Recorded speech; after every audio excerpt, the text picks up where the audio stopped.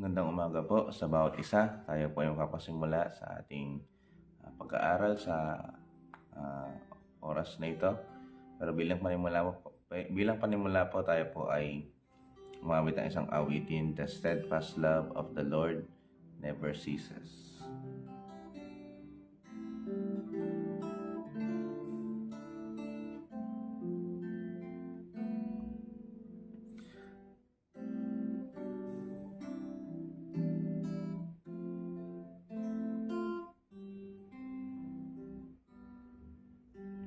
The steadfast love of the Lord never ceases. His mercies never comes to an end. They are new every morning, new every morning. Great is thy faithfulness, O Lord.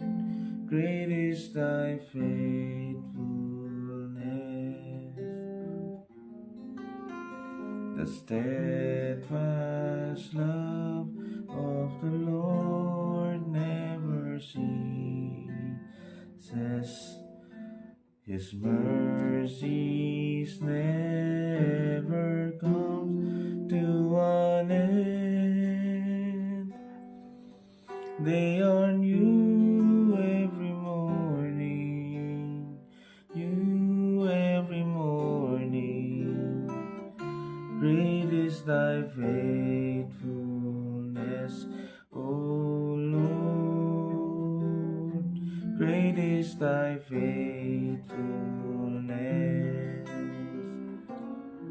They are new every morning, new every morning.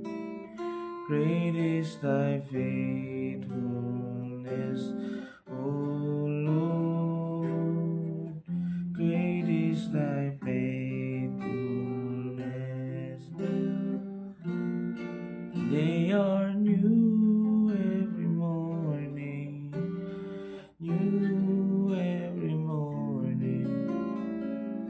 Great is thy faithfulness, O Lord. Great is thy faithfulness.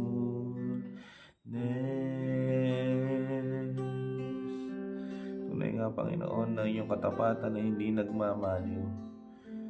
Ang iyong awa, Panginoon, ay laging nararanasan. Higit sa lahat, Panginoon, naranasan namin ito nung kayo ay nag-alay ng buhay sa krus ng Kalbaryo. At kami habang makasalanan pa, Panginoon, naramdaman namin, naranasan namin ang inyong awa. Kaya ngayon, O Diyos, kami ay naligtas tungo sa kapahamakan. Umaasa, Panginoon, sa mapagpalang pag-asa na inyong muling pagbabalik at buhay na walang hanggan. Salamat po sa inyo. Muli hiniling namin ang pagsama po ninyo sa aming kalagitnaan. Sa tulong ng Santong Espiritu ay gabayan niyo po kami sa aming panandaliang pag-aaral. At sa ganon, ang mensahe ninyo, O Diyos, sa araw na ito ay magsilbing pagpapatibay ng aming pananampalataya at pagtuwid sa aming mga kilos bilang inyong mga anak. Salamat po sa inyo, Panginoon. Pinupuri po namin kahit sasalamatan sa pangalan ni Jesus. Amen. Purihin po ang Panginoon. Magandang umaga po sa bawat isa. Nandito po tayo ngayon sa Taiwan, sa DFC Pongsan. Actually, dito po kami naka-stay po ngayon for most of ours. Stay dito sa Taiwan bilang residents ay mostly po nandito po kami sa South. Gayon ang ating mission ay umikot po palagi sa iba't ibang mga gawain dito sa Taiwan upang makatulong at magamit ng Panginoon sa bawat isa na naririto. Kaya salamat sa Panginoon. Magbanggit lang po muna ako ng ilang mga bagay. Ang Pastora Never po ay papunta po ng UAE itong darating na Wednesday dahil po sa isang anniversary ng church po natin doon sa DFC Sharjah. Kaya pupunta po siya doon at sa ilang araw ay magamit po siya ng Panginoon at pakisama po sa panalangin na maging matagumpay ang gawain na mangyayari sa panahon po na iyon. Isa pa po, may paparating rin po na event dito sa Taiwan, dito sa DFC Hsinchu, no, sa kanila pong revival at anniversary. Kung meron po kayong kakilala na taga Hsinchu, Taiwan, maaaring pagbigay alam niyo po sa amin upang ma-follow up po at makasama po sila dun sa lugar ng revivals at anniversary. At sa puntong iyon ay kung sila hindi pa nakakilala sa Panginoon ay makakilala sa Diyos at makasama po natin sa paglilingkod sa gawain. So, dako na po tayo sa ating pag-aaralan ngayon. At marahil yung iba ay sa unang dinig pa lang ng verse na ito ay papaatras na agad. At sige, alam ko na yan. Alis na ako dito sa live na ito. Pero tignan natin itong Mateo chapter 5. Mateo chapter 5 verse 13 hanggang verse 16. Alam natin ito. Ito ang asin at ilaw ng patungkol sa asin at ilaw. Pero basahin mo natin muli at meron po tayong tutukuyin ilang bagay. Sabi dito, kayong mga tagasunod ko ang nagsisilbing asin sa mundo, ngunit kung mag-iba ang lasa at ng asin, wala nang magagawa para ibalik ang lasa nito. Wala na itong pakinabang, kaya itinatapon na lang at tinatapak-tapakan ng mga tao. Verse 14, kayo ang nagsisilbing ilaw sa mundo, at ito ay nakikita nga tulad ng lungsod na itinayo sa ibabaw ng isang burol na hindi maitago. Walang taong nagsindi ng ilaw at pagkatapos ay tatakpan ng takalan. Sa harip, inilalagay ang ilaw sa patungan upang magbigay liwanag sa lahat ng nasa bahay. Ganon din naman ang dapat ninyong gawin. Pagliwanagin ninyo ang inyong ilaw sa mga tao upang makita nila ang mabuting gawa ninyo at pupurihin nila ang inyong amang nasa langit. Okay, salamat po sa Panginoon. So, being salt and light. Actually, sa pagdating sa pagiging asin at ilaw, ang laging nababanggit lang po dito ay yung ilaw. Kasi makita natin sa section na ito ng Sermon on the Mount sa verse 13 hanggang verse 16. Verse 13 lang po yung nabanggit patungkol sa asin. And the rest ng verses 14 to 16 ay patungkol na sa ilaw. Kaya pagdating sa asin at ilaw, pag tinuturo po natin yan nababanggit, lagi lang natin nababanggit yung ilaw. Lagi tayo nagtutuon ng pansin doon. At dahil sa pagmoderno ng panahon, naisip natin ang pagbibigay ng metaphor o kaya ng simile ang Panginoong Hesus sa kanyang pagsasalita o sa Biblia. Ang naisip natin na napibigurahan natin ay yung mga kagamitan ngayon. For example, ngayon ay ang ilaw na ginagamit natin na hindi na katulad ng ilaw ng unang panahon. No, tayo gumagamit na ng mga bumbilya, mga fluorescent lamps, no, mga LED, no, mga LED lights, no. At automatic, hindi mo na yun sinisindi, no? Kailangan ay pinutin mo na lang yung switch at siya ay mag-on na. Pero kung titignan po natin at papansinin po natin mga kapatid, ang ilaw na binabanggit ng Panginoong Hesus dito sa tagpong ito ay hindi katulad ng ilaw natin ngayon, no? Minsan ay lampara, katulad na nabanggit sa part na ito, lampara, oil lamp na merong isang tali, no, nababad sa langis, sisindihan ito at ito ay magbibigay ng liwanag. Minsan din naman ang ilaw na gamit nila sa panahon na ito ay mga sulok, no, yung mga torchlight na sinisindihan niyo yung dulo ng isang mahabang kahoy at siya yung magsisilbing ilaw. Yun po yung ilaw na binabanggit rin po dito. At tingnan din po natin ilang bagay patungkol sa asin kung bakit yun nga ba ang sinabi ng Panginoon. So sabi dito, babalikan ko lang po sa verse 13 na tayo ay nagsisilbing asin at ilaw ng mundo. No? Ngayon, nabanggit ng Panginoong Yesus na pag nag-iba raw yung lasa ng asin, itatapon na at nawala yung lasa, no? Yung pagiging asin niya, no? Na naging matabang siya. Mawawalan siya ng silbi at itatapon na lamang sa sa kalsada at tatapak-tapakan na lang ng tao. Bakit ganoon ang sinabi ng Panginoon? No? So mga susunod natin na babanggitin, ito yung may pinapatungkulan talaga ang Panginoon. No? Kasi pag sinabi kasing asin at ilaw, o lagi lang tayo nakafocus sa ilaw, akala natin ay parang existing light lang, katulad niya, no? Ito na ako, no? Na ikaw ay nasa madilim, yun naman kasi yung binabanggit natin eh. Tayo ay nasa madilim na lugar, hindi magandang environment, at ikaw bilang Kristiyano ay naroroon, yan ang ilaw, pagiging ilaw ng sanlibutan. Pero makikita natin sa mga sumusunod, yung talagang gustong ipunto ng Panginoong Jesus. Hindi lang iyon sa pag-exist na sa gitna, no? O, ito na ako, ito yung aking presensya, ako ang ilaw ng sanlibutan. No? Ako asin ng sanlibutan. Hindi lang po doon matatapos iyon. Ngayon, sabi dito, alam natin na ang asin ay nagkakaroon ng epekto kapag ginamit, lalo na pagdating sa pagluluto. No? Higit sa lahat, mga kapatid, meron pa rin gamit ito, lalo na nung early times, na panahon ng Panginoong Jesus at nung mga una-una pa. Ginagamit po kasi yung asin sa pag-preserve, no? Para hindi masira agad yung karne, binabalot ito sa karne para hindi siya agad mabulok, no? So bukod sa pampalasa, ginagamit ang asin bilang preservation ng pagkain. Kahit hanggang ngayon naman din, ginagamit din po natin ang asin para magbigay ng preservatives. Yun ang mga sinunang preservatives at pagbibigay nga rin po talaga ng lasa sa ating mga kinakain. Ngayon, bakit sinabi ng Panginoon na nawawala yung lasa ng asin? Kung tutingnan po natin mga kapatid sa pag-aaral, ang asin po kasi na madalas na ginagamit po nila ay yung asin na galing sa Dead Sea. No? Kaso lang po, yung asin na galing sa Dead Sea ay may halong mga mineral.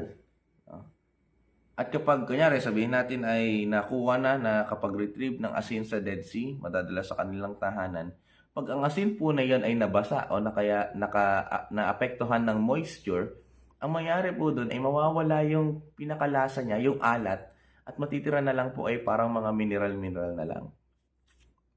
Nawawala yung pinakalasa, yung alat ng asin. Kaya ang nangyayari, yung mga natirang mga mineral na iyon, no, mula sa pagiging asin na may alat, ay tinatapon na lang sa kalsada o kaya ay pinanghahalo sa kalsada para maging pampatibay. No? Kaya nga naman, sinabi ng Panginoong Jesus, tinatapon na lang yon yung mga asin na wala ng lasa at inaapak-apakan ng tao. No? Pero nagmula po iyon sa isang asin na hindi naman talaga puro. Kasi meron din pong asin na bato eh. No? Yun talaga yung purong asin. Pero yung asin na merong halong mga mineral, impurities, no? Hindi siya purong asin, ay may tendency na mawala yung kanyang alat. Kita niyo po. Kaya kailangan mga kapatid, tayo na mga asin ay dapat maging purong asin. Walang halo. Ano yung nagpapa-impure sa atin ng mga asin? Una sa lahat mga kapatid ay kasalanan. Kapag tayo ay may kasalanan, nagiging impure tayo bilang asin. Pag naambunan no, sa pinakamatindi na bagyuhan, no, na ulanan ng matindi, no, na bagyuhan, no, at tayo ay impure, mawawala yung ating alat. No. May tendency na tayo ay mawalan ng alat, no, mawalan ng epekto kung saan tayo sinaboy. O kung saan tayo nakapwesto. At kapag tayo ay nawalan ng alat, nawalan ng epekto kung nasa saan tayo, tatapon na lang din tayo at aapak-apakan. Tutungo lang rin po tayo sa kapahamakan. Kaya ang dapat po natin gawin mga kapatid ay maging tunay na purong asin. Nang sa ganun, anumang moisture, anumang ulan, anumang pagbasa, anumang bagyo ang dumating, hindi tayo basta-basta mawawalan ng alat. Ngayon, babalikan po natin yung sinabi ng Panginoong Jesus sa verse 14 naman. Mamaya makita natin yung pinakagustong tukuyin ng Panginoon dito. Sa verse 14, ito naman ay patungkol sa ilaw. Tayo ay nagsisilbing ilaw ng sanlibutan. At katulad kanina, nang binanggit ko po, ay ang ilaw na pinapakita ng Panginoong Jesus dito ay parang oil lamp. O kaya ay torch, dahil yun naman ang ginagamit ng panahon na ito. Kung makikita natin dito, ang sabi dito, at ito ay makikita nga tulad ng lungsod ay tinayo sa ibabaw ng burol na hindi maitago. Bakit ganoon ang sinabi ng Panginoon? Marahil raw po ayon sa pag-aaral, ito ay tumutukoy talaga sa mga tunay na syudad. Syudad ng mga hintil na bayan. Na talagang nakapwesto sa ibabaw ng bundok o sa ibabaw ng burol. Na pagdating talaga ng gabi at nagsindihan sila ng ilaw ay tawag dito, sila ay mapapansin talaga dahil nga sila ay nasa mataas na lugar. Ngayon, dahil nga sa ating kaisipan ng pag-ilaw ngayon sa modern times, akala natin ay ang pagiging ilaw is simply by existing at the middle of darkness. Parang ganon.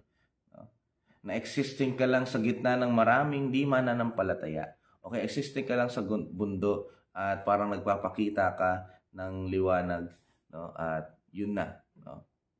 By you existing in a place or in a dark place, akala natin yun na yung pagbibigay ng liwanag. Pero meron pang gustong puntuhin ang Panginoon dito. Kung papansinin natin yung sa verse 16. Pansinin natin sa verse 16. So, babasahin ko po muna. Ganon din ang dapat ninyong gawin. Pagliwanagin ninyo ang inyong ilaw sa mga tao upang makita nila ang mabubuting gawa ninyo at pupurihin nila ang inyong amang nasa langit. The rays of light that is seen is by good works. Yung liwanag na nakikita ng tao sa atin ay hindi literal na liwanag na katulad ng isang ilaw, kundi sa pamamagitan ng mabuting gawa. So mabuti sa pamamagitan ng action. Hindi po yung existing ka lang, Yung the rays of light that they can see ay yung iyong pagkilos. At kung papansinin po natin mga kapatid, yung nature ng ilaw na tinutukoy ng Panginoon ay parang oil lamp, talagang tunay na apoy. Pag kayo po ay malapit sa isang oil lamp, yung sa lamparang apoy, makakaramdam tayo ng init. Ganoon din po dapat na maramdaman mga kapatid ng lahat ng mga nasa kadiliman. Na kung nasa saan tayo, maramdaman nila yung init ng ating pananampalataya. Maramdaman nila yung init ng ating pagmamahal sa Panginoon. At maramdaman nila yung init ng Panginoon. At sa anong paraan ulit mga kapatid yung sinasabi sa verse 16? Sa magitan ng pagkilos, mabubuting gawa. Makikita at mararamdaman nila yung liwanag na nasa sa atin sa pamamagitan ng mabubuting gawa. Amen po ba? Bukod dyan mga kapatid, meron pa isang nature ang ilaw na minsan ay nakakalimutan natin. Nababanggit sa John, punta na lang po tayo doon. Chapter 1. Aklat ng 1, chapter 1.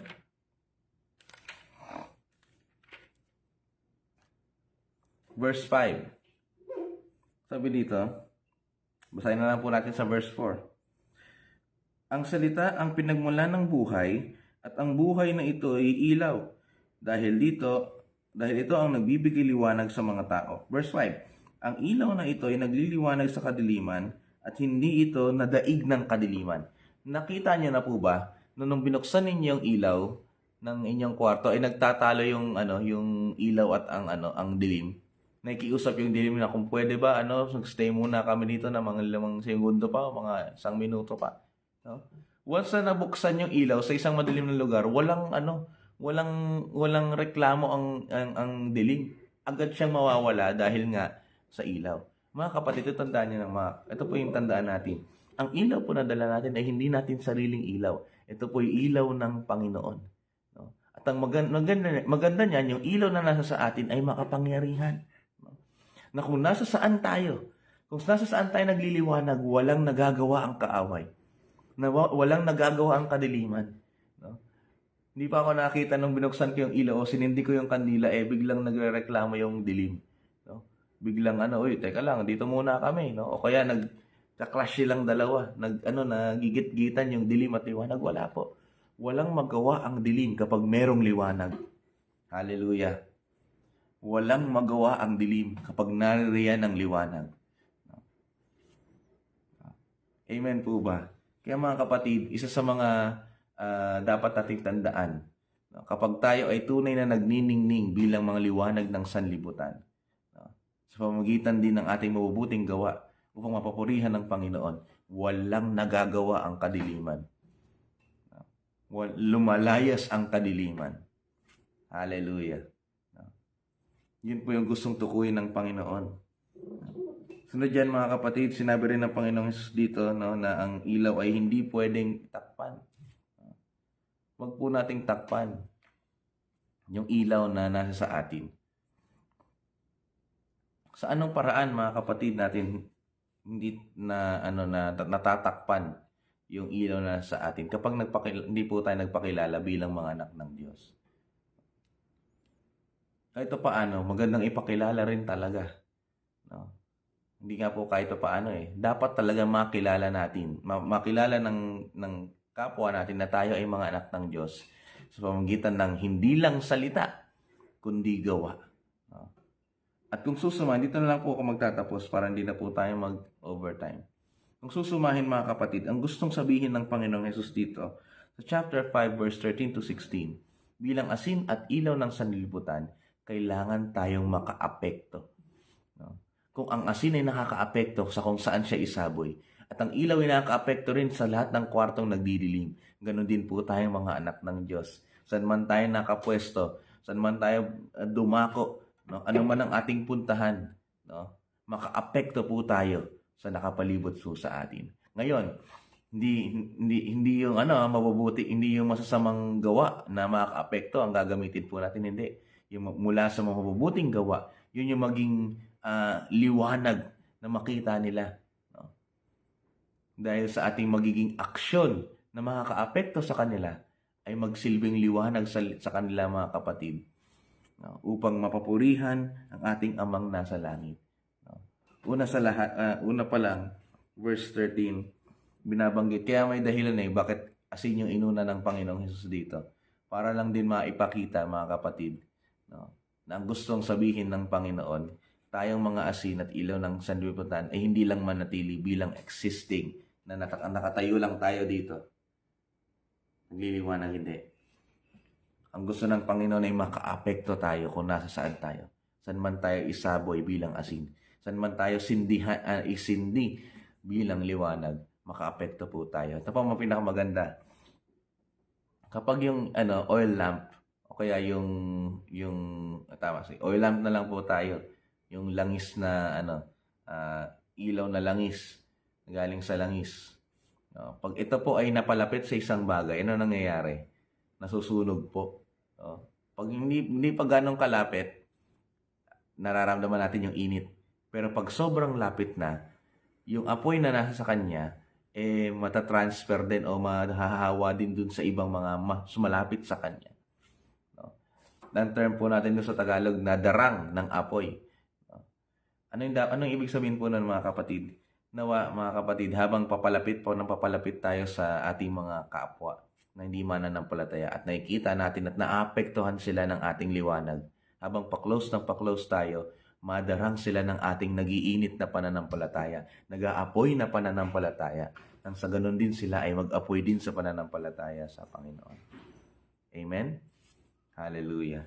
Iyan ang sinasabi ng Panginoon dito, na maging asin at ilaw ng sanlibutan. Nawa tayo mga kapatid, bilang asin at ilaw ng sanlibutan ay magkaroon ng epekto at maapektuhan yung lahat ng nasa palibot natin.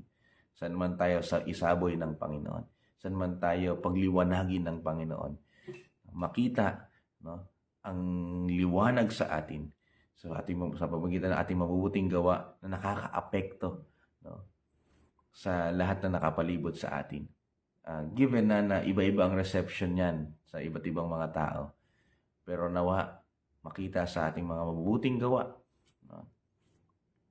Yung liwanag ng Panginoon, at sa ganong paraan, mapapurihan ng Ama na at nasa langit. Tayo manalangin. Hallelujah. Salamat po sa inyo, aming Ama. Kami po ay nagpapasalamat sa inyong salita na pinahagi po, Panginoon, sa umagang ito. Tulungan niyo po kami, O Diyos, na maging purong asin at tunay na ilaw ng sanlibutan. Hallelujah. Mapamuhay po namin yung pagkatawag niyo po sa amin bilang asin at ilaw, na makita ng lahat ang inyong liwanag sa pamamagitan ng mga gawa namin, O Diyos. At maramdaman nila yung init ng inyong pag-ibig sa pamamagitan ng mga gawa namin, O Panginoon. Nawa rin, Panginoon, katulad ng inyong intent sa mga verses na ito, magkaroon kami ng epekto sa kung saan man kami mapwesto, O Diyos. Maapektuhan po namin ang aming pananampalataya, mga mabubuting pagkilos, O Diyos, ang lahat na nakapalibot sa amin. Nang sa ganon ay madarang din sila, O Diyos, ng aming nag-aapoy na pananampalataya sa inyo, nag-aapoy na pag-ibig sa inyo. At sila rin, Panginoon, ay magkaroon ng nag-aapoy na pananampalataya at pag-ibig sa inyo. Salamat po sa inyo, Panginoon, sa inyong simpleng salita na nagbibigay linaw sa amin kung anong dapat namin na maging pamumuhay sa mundong ito. Hallelujah. Atas ko po ang bawat isa na nanonood ngayon at sa mga susunod pang tagpo ng araw na ito. Pagpalain niyo po ang bawat isa, O Diyos. Hihiling ko po, Panginoon, ang gabay po ninyo sa kanila kung sila papunta ng trabaho, pauwi galing sa trabaho, may mga asikasuhin sa araw na ito. Ingatan niyo po ang bawat isa, O Diyos. Samahan niyo po sila ng inyong sumasaganang biyaya at pabor. Saan man sila magpunta, ano man ang kanilang gawin, O Diyos. At saan man sila, Panginoon, mapuesto, magliwanag, magningning, at malasahan ng bawat isa ang alat, O Diyos, bilang mga asin at ilaw ng sanlibutan. Salamat po sa inyo, Panginoon. Pinupuri po namin kayo at nasasalamatan sa pangalan ni Jesus. Amen. Hallelujah. God bless po sa bawat isa. Sa Diyos po ang lahat ng papuri. Huwag po natin kalimutan na i-share palagi ang ating mga devotion. Nang sa ganon ay makaabot po ito sa iba nating mga kaibigan na hindi mananampalataya at magbigay po ito ng pagkakataon na sila ay makakilala sa Panginoon. Kaya salamat po sa Diyos. Mula po dito sa Taiwan, pagpalain po kayo ng Panginoon dyan sa Pilipinas, sa ibang bansa, sa Egypt, no, sa Korea, sa tawag dito, sa France. Pagpalain po kayo ng Panginoon sa Singapore. Pagpalain po kayo sa Hong Kong and Macau. Pagpalain po kayo dyan ng Panginoon sa iba pang bansa na hindi ko nabanggit sa Europe. Pagpalain po kayo ng Panginoon. Kaya to God be all the glory. God bless po.